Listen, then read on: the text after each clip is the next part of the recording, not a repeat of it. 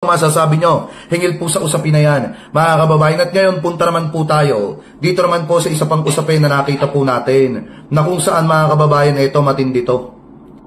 So ngayon nakakita po tayo ng balita. Ito sa SMNI pa natin kinuha to, partida, mga kababayan. May nakita po tayong balita ng mga nakaraang tawag dito, kailan ba ito ipinost? Noong November 29, 2025, mga kababayan. Kasi sabi po dito, ayan sa SMNI po yan. Sabi po dito, PBBM binatiko sa pagbito ng batas sa pantay access ng IP, Muslim sa sementeryo, mga kababayan. So ngayon sabi po dito, dismayado si Senator Robin Padilla matapos ibito ni Pangulong Bongbong Marcos ang panukalang batas na mag-aatas sa mga pampublikong sementeryo na maglaan ng libingan para po sa mga Muslim at indigenous people or etong IP.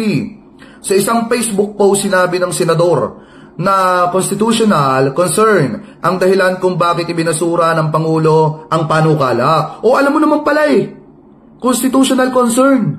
Wala yan sa konstitusyon. Ngayon, mga kababayan, ito pa, sabi niya dito, Setyembre pa ang post na ito ni Senator Robin pero nag-iwan ito ng sugat sa mga kapatid niyang Muslim. Pero, noong aming napag-alaman na hinadlangan ito sa pamamagitan ng pagbito ng presidente mismo, ay lubos naming ikinagalit at ikinalungkot sa ad ni Alan Balangi, led Convenor Juan Bangsamoro Coalition, mga kababayan. Giit ni Juan Bangsamoro Coalition-led Convenor Alan Balangi, malaking tulong sana ang panukalang batas lalo na sa mga Muslim na nakatira sa labas ng BARM, mga kababayan. Matagal ng hamon sa maraming Muslim communities sa Metro Manila at iba pang lugar na mas dominante ang mga Kristiyano at Katoliko ang kawalan ng sariling libingan akma sa kanilang kultura. Halos mapasigaw kami sa galit dahil doon sa kanilang ginawa, dahil naramdaman namin na walang puwang sa puso ng isang presidente ang mga Muslim, giit ni Balangi. Ang sugat na iniwan ng pagbito ng panukala ay tagos maging sa mga Muslim sa ibang partido, gaya na lamang ng Muslim advocate na si Samira Gutok na tumakbo sa pagkasenador sa opposition slate na 8 diretso noong 2019. Kasama ngayon sa Senado si Senator Padilla, si Goto na tumulong sa paghahain ng nasabing panukala. Sabi pa dito, mga kababayan, President BBM, hindi mo pinirmahan ang sementeryo na batas ng ating si Senator Robin Padilla.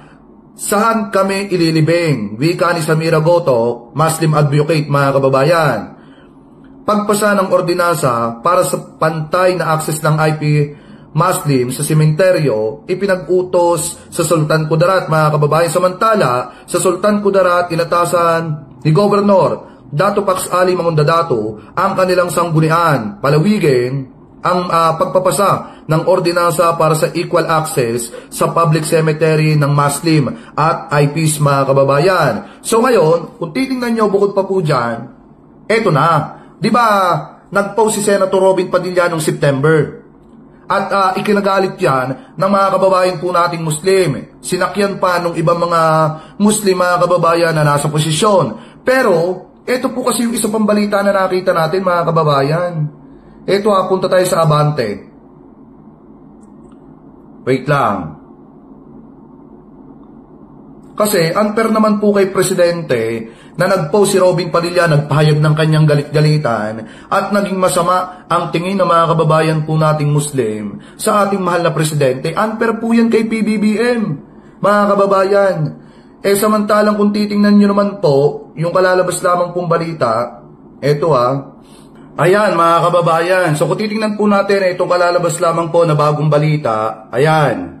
So, ipiplex ko na lamang po yan, mga kababayan, dyan po sa ating screen. So, sabi po, mga kababayan, dito, Robin, batas para sa paglilibing ng Muslim, pinirmahan na ni PBBM. Napakalaking bagay ang bagong batas na ito para sa mga kapatid nating Muslim. Ang RA 12160 ay isang sample ngunit makabuluhang batas para po sa kanila mga kababayan.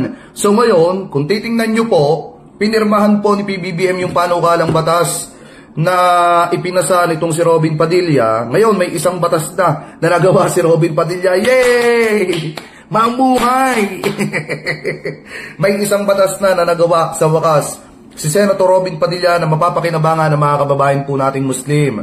Na ngayon po ay napirmahan na po ni Presidente. Bagamat ibinito po nung una, pinirmahan na din po ng ating mahal na Presidente, mga kababayan. Dahil nga, nung una kasi mga kababayan, talagang constitutional concern po talaga yan. Kaya po siguro ibinito ng ating mahal na Presidente. Pero ngayon mga kababayan, pinag-aralan po yan ng mahabang panahon ni PBBM. At ngayon mga kababayan, pinirmahan na po niya. Ano po, yung mga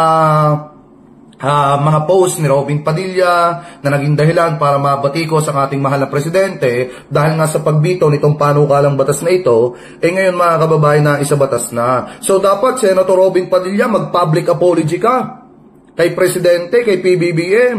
Dahil kaya lang naman ibinito ng ating mahal na Presidente yung panukalang batas mo kasi constitutional concern yan. At ngayon, mga kababayan, na tinrabaho ng ating mahal na Presidente at pinag-aralang mabuti, hinalwat ulit yung panukalang batas na yan na Senator Robin Padilla, kanyang napag-aralan na po yan, kaya pinirmahan po niya. So sana, Senator Robin Padilla, ito payo ko lang sa'yo, huwag ka masyadong balat sibuyas. Hindi porket ang panukalang batas mo ay hindi napirmahan ng Presidente, ibinito, hindi ibig sabihin nun na inaayawan yung batas mo. Nagkataon lang na constitutional concern. Alam mo naman yan. Kaya nga nakakapagtaka bakit ipinost mo pa alam mo naman na ganun. Di ba? Alam mo na nga na constitutional concern yan. Bakit kinakailangan mo po magdrama, social media, bakit kinakailangan mo pang gumawa ng eksena na naging dahilan tuloy para mabatikos ang ating mahal na Presidente ng mga kababayan po nating Muslim? Para nga sa atin mga kababayan, kaya ibinito yan ni Presidente kasi kailangan niyo pong pag-aralan yan. Hindi po kasi si PBBM basta-basta pumipirma nang hindi po niya napapag-aralan. So ngayon, since napirmahan na po yung panukalang batas na yan ni Robin Padilla, ang mga kababayan po nating Muslim at IPs mga kababayan, may karapatan na po na magkaroon ng access sa mga pampublikong palibingan. So napakalaking bagay po nito sa mga kababayan po nating Muslim. Binabati ko po kayo at sa mga kababayan po nating IPs. Alam nyo, sa totoo lang, sa mga kababayan po nating Muslim, napakababait ng mga yan at talagang inirerespeto ko po ng sagad sa buto yung mga kababayan po nating Muslim na yan. Dahil talagang ako, may nakasama ko personally, kwento ko lang sa inyo na naging boy-boy ko mga kababayan. Alam niyo yung boy-boy? Yung naging katiwala ako sa bahay. Talagang napaka-maasahan, napaka-transparent, napaka-mapapagkatiwala na tigit sa lahat, napakatapang mga kababayan.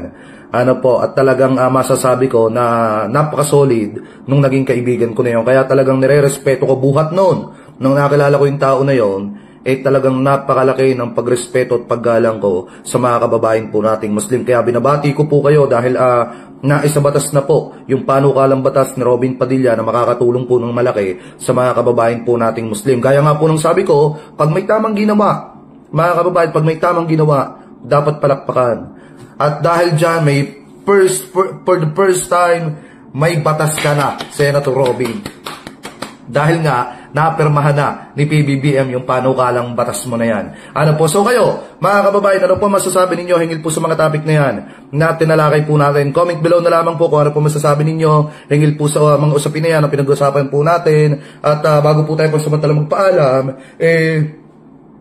nais ko lamang pong pasalamat sa lahat ng Team Replay na hindi po nakakalimutan mag-iwan ng inyong mga komento, mag-like ng ating mga video at mag-subscribe dito po sa Vengador, dito po sa YouTube channel na ito mga kababayan. At thank you din po sa lahat po nang hindi po nag-i-skip ng ating mga ads dun sa ating personal account sa YouTube channel at dito po sa Vengador mga kababayan. Hinihikayat ko po kayo na lagi po kayo manood dito araw-araw mga kababayan at lagi po tayong update dito. Maraming salamat po. Ingat po kayo palagi. God bless po. Thank you po mga kababayan.